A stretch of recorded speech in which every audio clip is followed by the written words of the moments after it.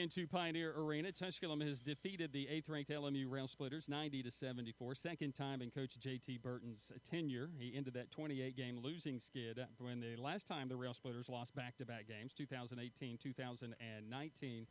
And the Pioneers do so by putting up 90 points, the second most points scored in the last 2 decades against the Rail Splitters. The last time was 92 points in a loss. This is 90 points in a win, and the last double-digit win against LMU, the 2005 season in overtime, 87-77. Joined by Pioneer coach JT Burton. You stay perfect at home, and I think that has to be one of the things that has to propel you. We're scoreboard watching a little bit because we're trying to get into that top 4, and we're chasing Newberry, who's played a lot less games than we have right now. Added LR next week as well, so there's a lot of games to be played. But number one, you had to play the 8th-ranked team in the country, the Rail Splitters. Deontay Ferguson said, we've got to chase them off three-point line. We've got to play defense like there's no tomorrow. How do you feel as if your team followed the game plan? Deontay Ferguson had to scout, and he did an unbelievable job of preparing our guys. You want to take – I love winning games like this, but Sure. My assistants are unbelievable. Right. And just like he said, we did a really good job. Since I've been here, I've ran the zone. But Right. This team is not a zone team. We're better man-to-man. Yeah. And we showed it tonight. I thought we did a really good job of switching, staying on top of shooters, and not giving them open looks. And that was the difference. And, even though they did knock down some shots, you held this team, they shoot almost 50% from three. They shoot 29% tonight from three, and a lot of that just guys contesting shots tonight. Yes, we did a really good job with Whitfield and number 5. I forget his name, Alex Dowling. Yeah. And he only shot the ball 3 times. We did a really good job of talking, switching. And because, after going back, you watched the first game, James West got hurt. So we kind of got to do – we was kind of figure out ourselves. In this game, we did a really good job. I mean, hats off. That's a good team. But they missed some free throws that they normally make. And I thought we did a very good job on the defensive end. All right, you're down 29-21 in the first half, and I'm sitting there saying, can't have these lulls. We talked about it January 2nd. You had 6 2-minute or more droughts of offense in the game. And you look up, and they've gone on a 6-0 run or an 8-0 run. And it's not a lot, but they just continue to build a lead. And then all of a sudden you go on the 22-4 run to end that first half, or in that first half to build that big lead. What was the biggest key in that run in the first half, and how did you get the offense going? Trenton Gibson and James West. They did a really good job of bringing that experience with James and Trenton, and then everybody else followed. Yeah. And you got those two out there leading you like they did, we'll become a different team. I mean, we shoot the ball different. I mean, we shot 37% from the 3. And you go back to the Anderson game, we was 2 for 22. Yeah. But, it's a different kind of energy when you got guys like that on the court, because they make us as a staff look good. And it's not about us. It's about the players.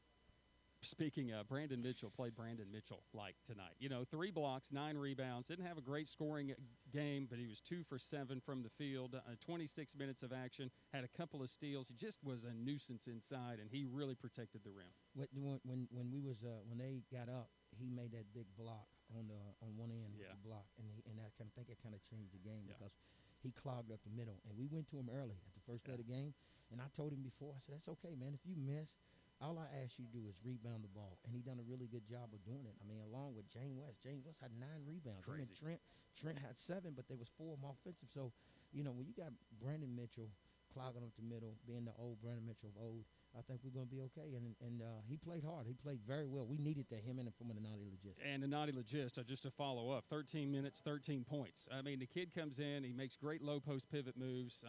He's getting block shots in this game. He's getting rebounds. Got a little foul trouble tonight, so I'm sure he's a little bit frustrated. But as a freshman thrown into the fire in this game, he played big man ball tonight. You know what? It's unbelievable because nobody knows what this kid has been through. Yeah. Brian, the kid lost his sister. I keep talking about it, but I can't fathom what that kid has been through. And he's never, and I was telling my staff this today, lost a sister, waited 2 weeks. He still practiced every day. He still came in every day.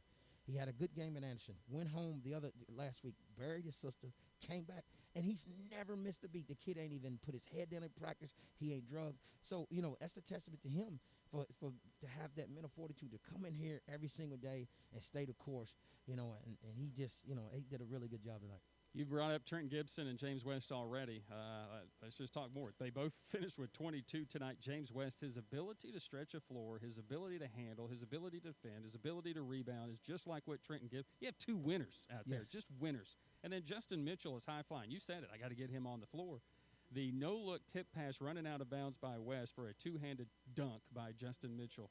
Just those type of plays can change the tide and the momentum in 100%. That was huge. I was shocked because James would try that, and I don't like it, but Right. it worked. When it worked, it looked good. But, you got guys like James can stretch the floor. It changes the game. I mean, he was hitting threes. He can shoot from the NBA line consistently. I think he's shooting like 44% from the three-point line. And that takes a whole lot of pressure off of Trent Gibson. And then Justin Mitchell, he didn't have a good shooting night, but the one thing he done defensively, he's really good. But the one really good thing he done is got downhill and got to the rim. Yeah. I love when I see Justin Mitchell doing that. Some of the stuff he takes off the dribble, I'm not a fan of that so much, and I know that you're not either. But he's doing less and less of that, and that's why he's staying on the floor a whole lot more. And along with that, but defensively, go back and watch the deflection this kid's getting. Oh, yeah. And the 50-50 balls because he's so strong, and when he gets to the rim, it changes things. So you're scoreboard watching a little bit, and I know we want to just pay attention to what's going on. You got LR coming in here next Wednesday. They've just lost to Wise, so that's going to be an upset loss, 71-70, if that is accurate. Newberry's trailing, but you got to take care of business against Cocris. This team's coming off some quarantines. They'll be fresh, and it's a dangerous team. It's a very dangerous basketball team. We got to go there and keep the same energy. I mean, we can't go down there and expect to win just roll the ball because who they are. Right. No, you can't do that. And we have them going like I told them. You go tonight. But the biggest thing is you go home tonight, go to your room. Tomorrow morning you get your butt up and go to class and be on time, and you have your homework ready, whatever you have to do. And that's the part of the focus to get ready for Saturday. Yeah. And we'll leave here on Friday to go down the day before, and we'll try to get focused because we got our work cut out for us. That's a hard team because the last time we went down it was up by 14, one and a half, and scored 14 points the second half. Yeah. So we got to be – they're going to be ready to go, so we have to have that same energy.